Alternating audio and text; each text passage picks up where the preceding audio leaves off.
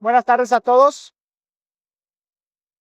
Les voy a pedir que me acompañen en oración, por favor, para iniciar nuestro tiempo de estudio.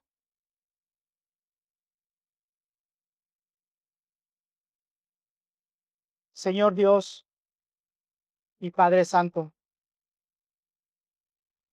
Señor, usted está en el trono, usted es el trono, Señor, que gobierna todo el universo, cada circunstancia que sucede. Padre, usted se revela a nosotros por medio de su palabra y le podemos conocer, Señor.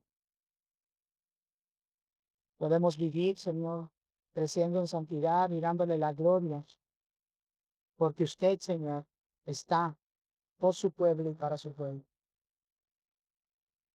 Porque su pacto, Señor, es efectivo en cada uno de sus hijos. Padre, agradecidos estamos porque hemos podido escuchar, Señor, tu palabra por medio de la confesión. Ahora, Señor, le rogamos que su Santo Espíritu siga con esta congregación, siga con cada uno de sus hijos, Señor, que queremos seguir conociéndoles para obedecer en aspectos más particulares en nuestro desarrollo como hijos de Dios, en nuestro peregrinar que nos tenemos. Permítanos conocer su palabra para que podamos vivir dándole la gloria y la honra que hemos recibido, con la seguridad de que su arcoíris, su gracia, su misericordia nos rodea acá. Todo el honor y toda la gloria están solamente para ustedes. Oramos con toda humildad y lo hacemos en el nombre poderoso de Jesucristo, nuestro Señor, nuestro Salvador. Amén. Bueno, después de 15 capítulos, esta tarde, si Dios permite, vamos a cerrar el ensayo que dimos sobre el noviazgo bíblico. Que definimos como esta breve etapa de transición en la que un hombre y una mujer integralmente maduros formalizan un compromiso para llegar a un pacto matrimonial tan rápido como les sea posible, por medio del cual van a servir al Señor por el resto de su existencia en este mundo. Abordamos el tema de este ensayo partiendo del mandato cultural que el Creador le dio a sus criaturas desde el principio y antes del que el ser humano se rebelara contra el Señor. En Génesis 2, Dios le da la orden al hombre de llenar y dominar la creación, existiendo bajo la autoridad y de acuerdo a la voluntad del Todopoderoso. No solo esto, sino que Dios capacita al ser humano para hacerlo. El Señor creó un hombre y una mujer a su imagen y semejanza, que bajo un pacto matrimonial se convertirían en una unidad que iba a preparar a la siguiente generación, que los iba a criar para seguir reflejando la imagen del Señor, estableciendo la cultura del reino. Génesis 2 nos transmite la idea de que el matrimonio bajo el diseño de Dios es un mandato del Creador para sus criaturas. Está escrito de manera imperativa y además es la única manera de existir delante del Señor. Génesis 2 está comenzando. Tenemos este mandato de parte de Dios para que un hombre y una mujer se casen. Pero no podemos decir que esta es la única manera en que el ser humano va a desarrollar la cultura. Porque si afirmamos que este mandato es único para toda la creación, es único para hombres y mujeres, entonces estaríamos totalmente perdidos y sin un Salvador. ¿Por qué Jesús ni se casó y tampoco tuvo descendencia? Entonces podríamos decir que no cumplió con todos los mandatos de la ley. Pero si esto fuera así, ¿qué haríamos con pasajes como Primera de Pedro, capítulo 2, versículo 22, como la segunda carta a los Corintios, capítulo 5, versículo 21, como Hebreos 4:15, que dicen explícitamente que Jesús no cometió pecado, o sea, que cumplió toda la ley? Pero también encontramos muchos pasajes como Filipenses 2:8, como el Evangelio de Juan 4:34, como la carta a los Romanos 5:19, que dicen explícitamente que Jesús obedeció en todo al Padre. Sabemos que la palabra de Dios es inerrante, pero también sabemos que la palabra de Dios es suficiente. Así que en ella misma vamos a encontrar la manera de conciliar el mandato cultural para los seres humanos y el hecho de que algunos siervos del Señor no se casan. Es claro que Génesis está exponiendo un mandato para los hijos del Señor, para sus criaturas, para el ser humano. Lo que está exponiendo es la manera en que se van a desarrollar en la creación. Sin embargo, este mandato específicamente está describiendo funciones operativas y no se refiere al propósito de la existencia de los seres humanos, porque el propósito de la creación es darle la máxima gloria al Creador. Todo fue creado para cumplir con este propósito. En particular, los seres humanos serían los responsables de la mayordomía en la creación. Dios los creó de manera especial para lograr este propósito y al hacerlo les dio distintas funciones que van de acuerdo al género, inclusive a la edad y también de acuerdo al estado civil en el que existe una persona. Cumplir con el propósito de darle la gloria a Dios es lo único que puede traer gozo a los seres humanos. El propósito del hombre se logra obedeciendo la palabra de Dios. Toda la palabra de Dios. Todo lo que hay en la Escritura, en el Antiguo y en el Nuevo Testamento. Afortunadamente, y para no quebrarnos la cabeza, este libro incluye un mandato, uno, que al ser obedecido garantiza el cumplimiento de todos los principios, de todas las instrucciones, de todos los mandatos activos, de todos los mandatos prohibitivos, de todos. Cumpliendo, obedeciendo este único mandato, estaríamos obedeciendo completamente a Dios.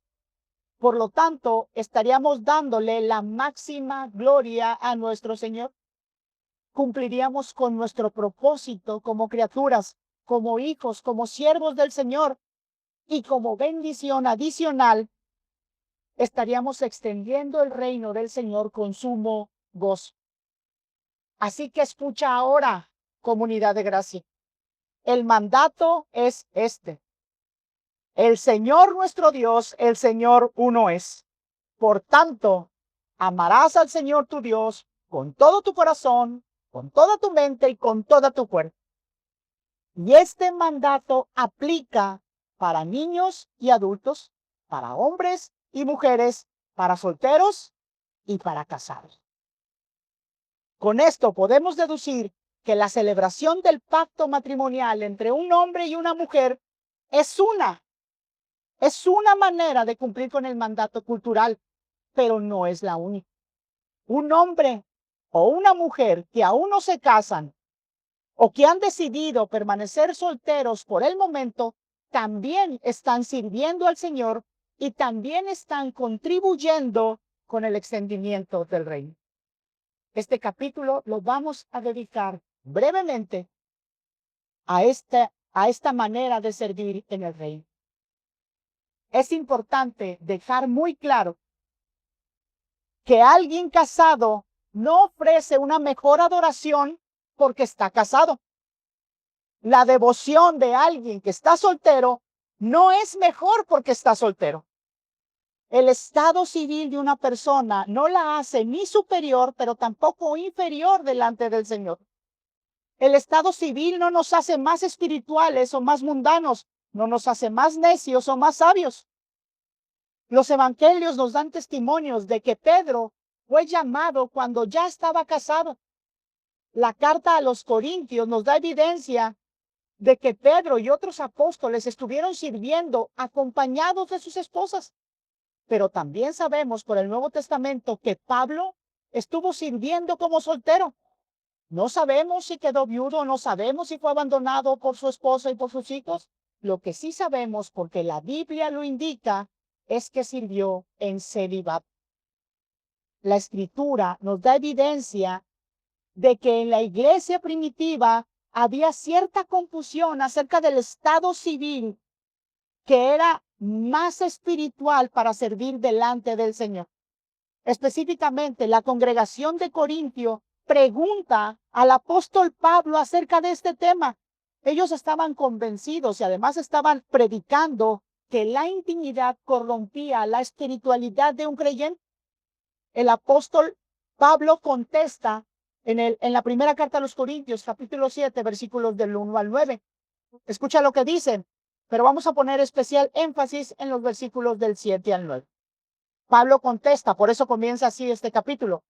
En cuanto a las cosas que me escribiste, bueno es para el hombre no tocar mujer. No obstante, por razón de las inmoralidades, que cada uno tenga su propia mujer y que cada una tenga su propio marido. Que el marido cumpla su deber para con su mujer e igualmente la mujer lo cumpla con el marido. La mujer no tiene autoridad sobre su propio cuerpo, sino el marido. Y asimismo, el marido no tiene autoridad sobre su propio cuerpo, sino la mujer. No os privéis el uno del otro, excepto de común acuerdo y por cierto tiempo, para dedicaros a la oración. Volved después a juntaros a fin de que Satanás no os tiente por causa de vuestra falta de dominio propio. Mas esto digo por vía de concesión, no como una orden. Versículo 7. Sin embargo, yo desearía que todos los hombres fueran como yo. No obstante, cada cual ha recibido de Dios su propio don. Uno de una manera y otro de otra. A los solteros y a las viudas digo que es bueno para ellos si se quedan como yo. Pero si carecen de dominio propio, cásense, que mejor es casarse que quemarse. Lo primero que Pablo señala es que la intimidad no corrompe. ¿Cómo podría ser algo malo? ¿O cómo podríamos calificar como algo malo algo que el Señor diseñó y que además dio como un regalo a sus criaturas? Como ya hemos mencionado, la intimidad es una bendición. No causa vergüenza e incluso edifica a los hijos de Dios siempre y cuando se practique bajo el orden y el diseño del Señor y además se ejercite con templanza y sobriedad. Pero Pablo, después de aclarar este punto, expresa un deseo personal y dice que le gustaría que todos los hombres fueran como él. Y no se refiere exclusivamente a los varones, porque el contexto del mensaje incluye también a las viudas, es decir, a mujeres. Lo que Pablo desea es que todos los que no están bajo un pacto matrimonial permanezcan de esta forma, célibes y guardando la pureza y la integridad moral. Pero el versículo 7 deja claro que la capacidad para servir de esta forma, es decir, como soltero, en celibato, es un carisma del Señor. La palabra carisma es una palabra en griego que se traduce al español como don o como un regalo que una persona recibe sin tener mérito alguno. Es un regalo que te dan sin tener mérito alguno. Esta palabra, carisma, se utiliza en la carta a los Romanos, capítulo 6, versículo 23. Espero lo recuerdes, dice, porque la paga del pecado es muerte, mas el carisma, mas el don de Dios, la dádiva de Dios, es vida eterna en Cristo Jesús, Señor nuestro. La palabra carisma es una conjugación de la palabra caris, que quiere decir gracia. Significan lo mismo. Y se utiliza, por ejemplo, en Efesios capítulo 2, versículo 8, porque por caris, porque por gracia, somos salvos mediante la fe. Y esto no es de nosotros, sino que es un regalo de Dios. De manera que la gracia de Dios es también el carisma de Dios. Entonces, el don del celibato es un carisma, es un regalo que Dios concede solo por gracia y a algunos de sus hijos. El mismo Pablo les dice a sus hermanos de Corintios en el capítulo 12 que hay diversidad de carismas. Escucha lo que plantea en el capítulo 12, versículos del 4 al 7. Pablo dice, ahora bien, hay diversidad de dones, pero el Espíritu es el mismo. Hay diversidad de ministerios, pero el Señor es el mismo. Hay diversidad de operaciones, pero es el mismo Dios el que hace todas las cosas en todos. Pero a cada uno se le da la manifestación del Espíritu para el bien común. Entonces, con base a estos dos pasajes, podemos decir que el celibato es un don, uno más de los que son concedidos por el Espíritu Santo. Cada don capacita a un siervo, a un hijo de Dios, para que lo practique en ciertos ministerios, de los cuales hay una diversidad. Pero todos estos ministerios están apuntando a servir al mismo Señor. Y todos estos carismas, todos estos dones son para el bien de la iglesia, para el bien común del pueblo del Señor. Jesucristo también habló de servir en el reino desde el celibato, es decir, servir como una persona soltera, pero que está guardando la pureza. Jesús, en una plática con sus apóstoles, les hace una aclaración. Les dice que servir de esta forma no es para todos los siervos del Señor. El Evangelio de Mateo, bajo el texto de permanecer solteros, dice en el capítulo 19, versículos del 10 al 12. Los discípulos le dijeron a Jesús, si es así la relación del hombre con su mujer, no conviene casarse. Pero él les dijo, no todos pueden aceptar este precepto, sino solo aquellos a quienes les ha sido dado, porque hay eunucos que así nacieron desde el seno de su madre, y hay eunucos que fueron hechos eunucos por los hombres, y también hay eunucos a quienes asimismo se hicieron eunucos por causa del reino de los cielos. El que pueda aceptar esto, que lo acepte. Jesús reconoce que servir en el reino como solteros o en celibato no es algo sencillo y que además no es algo para todos. De manera implícita, Jesucristo está afirmando aquello que los seres humanos reconocemos por naturaleza. Deseamos unirnos en un pacto matrimonial y no me refiero exclusivamente a la intimidad. Los seres humanos deseamos la compañía. Inclusive anhelamos trascender en nuestra existencia a través de una familia. Esto es a lo que se refiere Jesús. No es fácil. Y la expresión que el Señor utiliza es contundente. Eunucos. Lo hace con la finalidad de recalcar su punto. Esta palabra se refiere a una incapacidad total para tener intimidad. Y aunque la expresión se refiere a varones emanculados, el contexto de la enseñanza y el resto de la escritura nos permite extender la aplicación de este mensaje a todos los siervos del Señor, hombres y mujeres. Cristo expone 3 motivos para vivir de esta manera. El primero es por causas físicas y biológicas de nacimiento. El segundo es una imposibilidad provocada por causas humanas. Estas causas van a impedir que una persona pueda establecer un pacto matrimonial y la expresión queda abierta.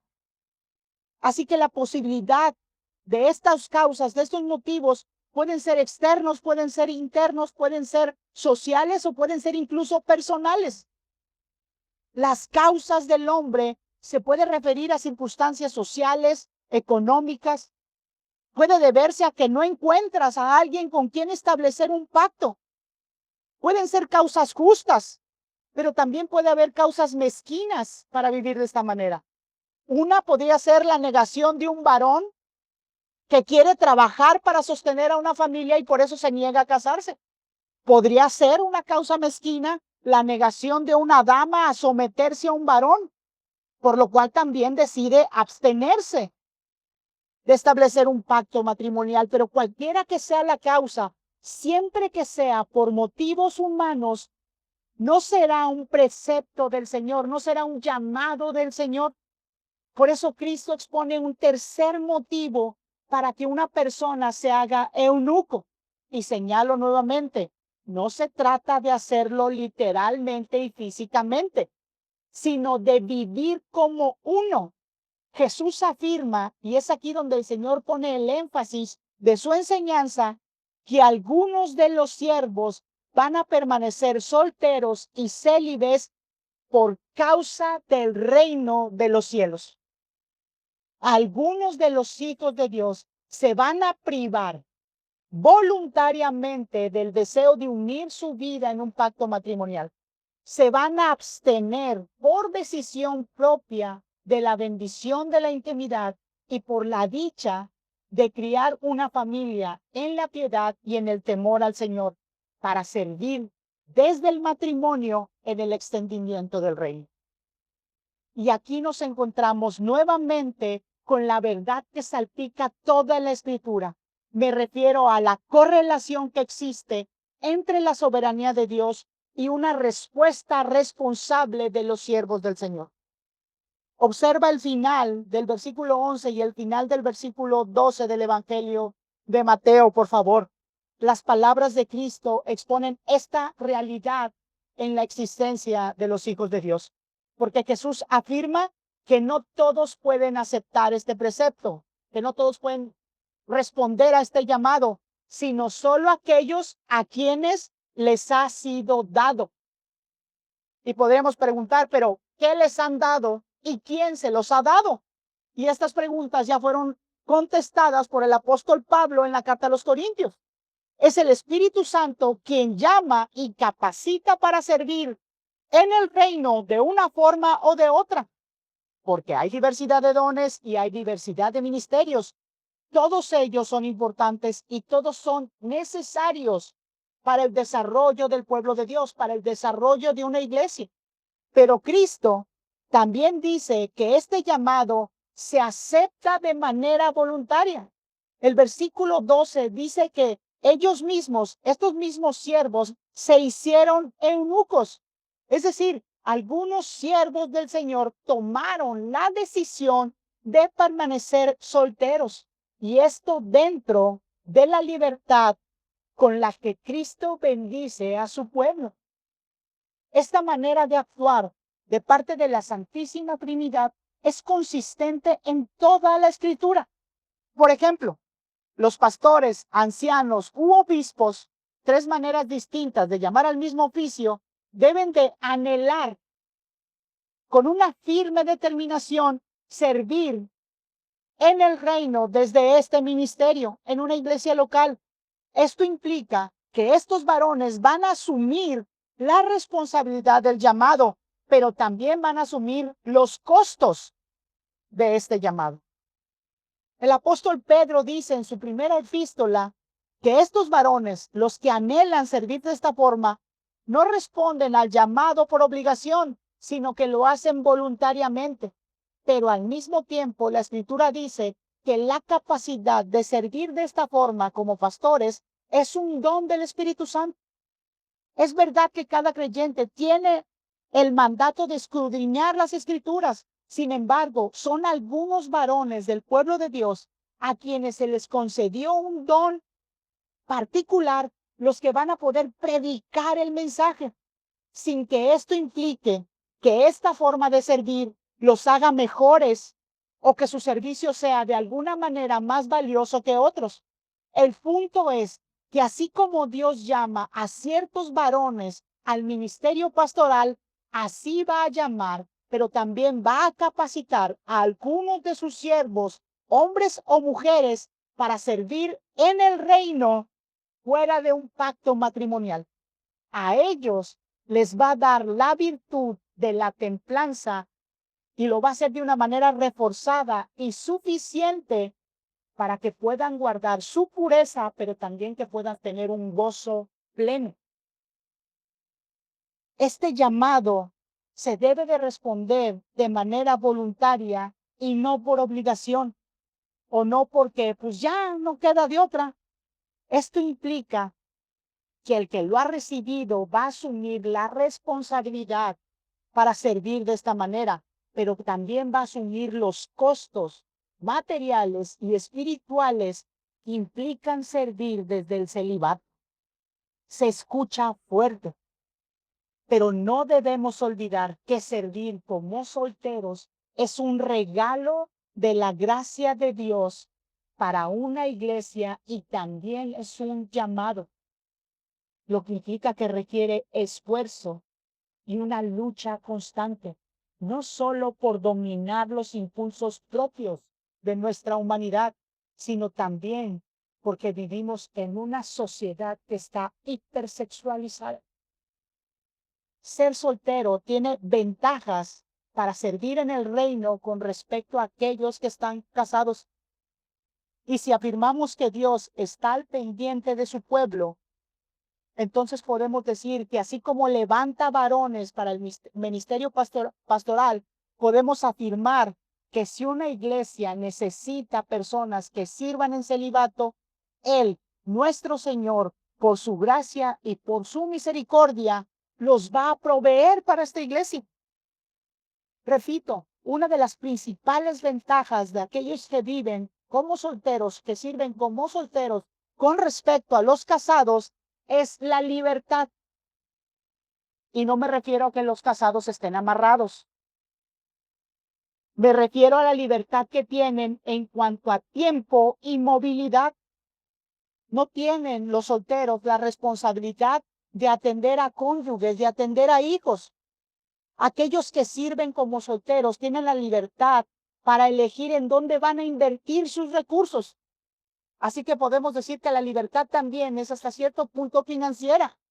Ellos no tienen la presión de proveer el sustento para una casa que tiene una familia. Esto les permite ofrendar de manera sacrificial. Y esta libertad no solamente aplica a aspectos que tienen que ver con el día a día, sino que aplica también para planes a mediano y a largo plazo. La libertad también implica flexibilidad. Me refiero que alguien soltero puede modificar, puede adaptar sus planes con mucho menor repercusiones que alguien que es casado y que además tiene hijos. El costo de esta movilidad, tanto material como emocional, va a ser mucho menor cuando tengan que provocar cambios. Cuando este soltero tenga que modificar su estilo de vida o sus hábitos de vida para poder servir en la iglesia. Alguien soltero lo puede hacer con mucha mayor flexibilidad. Va a causar menor costo para él que para una familia con todo y sus hijos. La libertad y flexibilidad de la soltería, entonces, no existen para la conveniencia y beneficio de una persona. Jesucristo dice que el don de la soltería es para servir al reino. Pablo confirma esta verdad y nos recuerda que si hubiera alguna ventaja en el estado civil, es precisamente la libertad para una vocación que está volcada exclusivamente para el Señor. Sin embargo, ningún soltero debe de pasar por alto que y que todos los dones espirituales fueron concedidos por el Espíritu Santo para la edificación de la iglesia.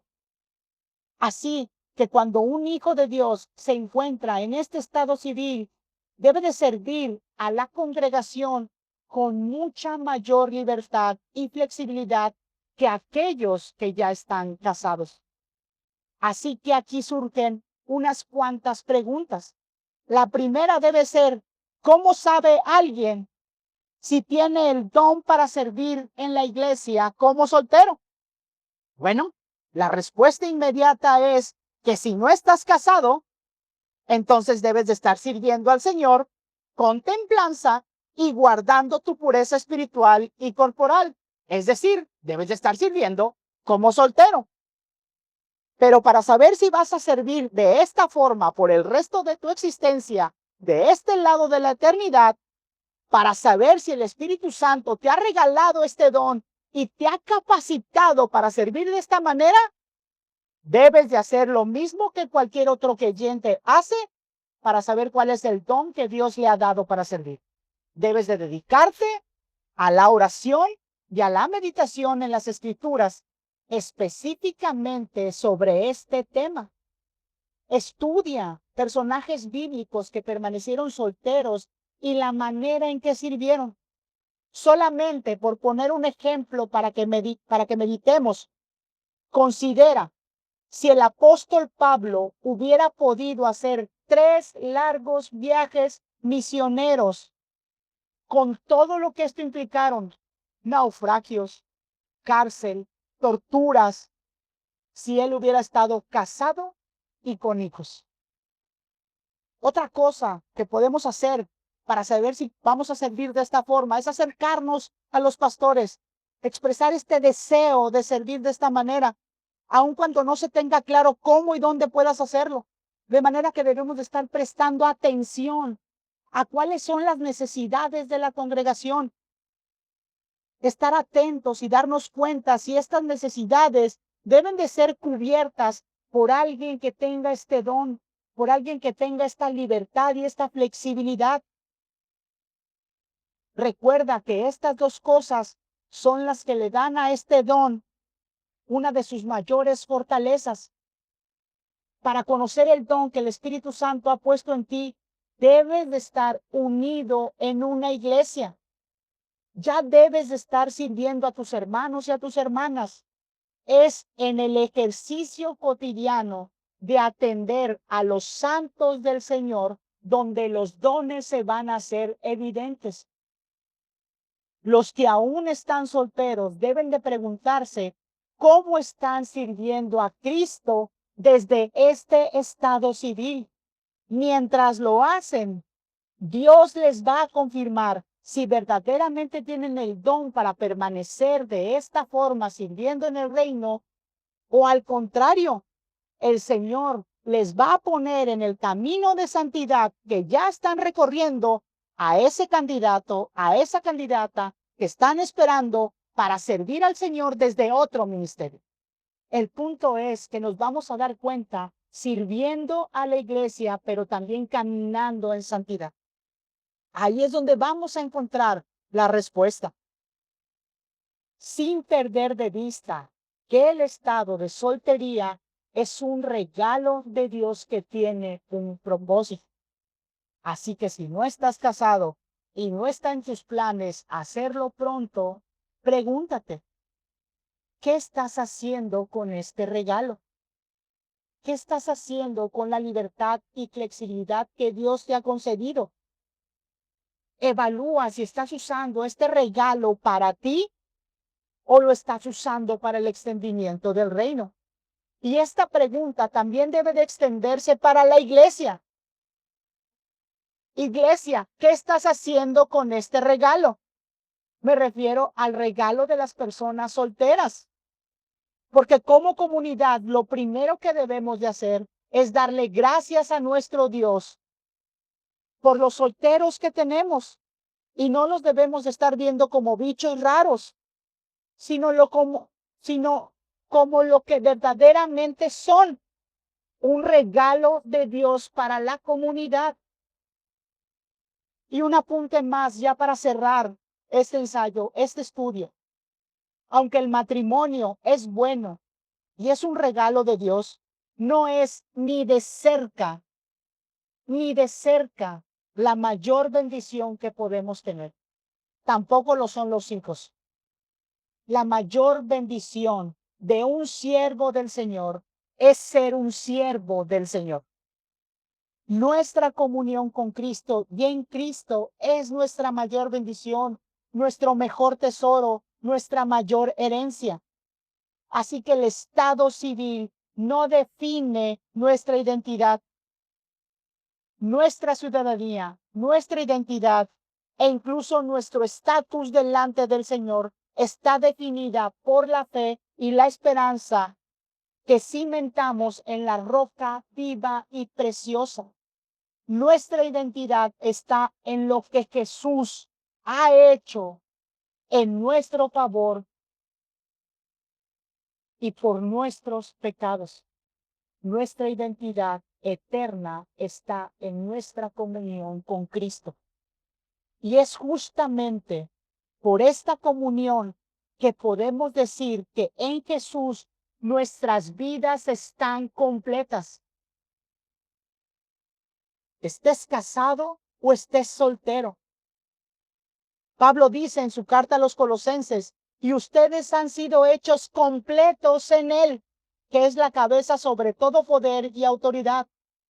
De manera que no hay relación terrenal que pueda darnos la plenitud que solamente está disponible en Cristo. Pudiéramos tenerlo todo, pero si no tenemos a Cristo, nada tiene valor. Pudiéramos perderlo todo, pero si tenemos a Cristo, entonces estamos plenos y completos. El Espíritu Santo nos ha dado una nueva vida con una nueva naturaleza. Nos ha dado dones para servir en la iglesia de Cristo. La vida eterna ya ha comenzado para los hijos de Dios. Honra y dale la gloria a tu Señor desde el estado civil con el que Él te ha bendecido.